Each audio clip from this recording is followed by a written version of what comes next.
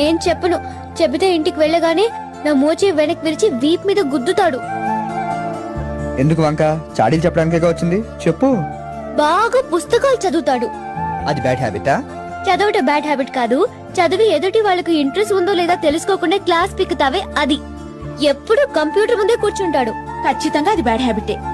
Car speed గా తోలుతాడు. నేను పక్కన ఉన్నప్పుడు ఇంకా స్పీడ్ పెంచి నన్ను టెన్షన్ పెడతాడు.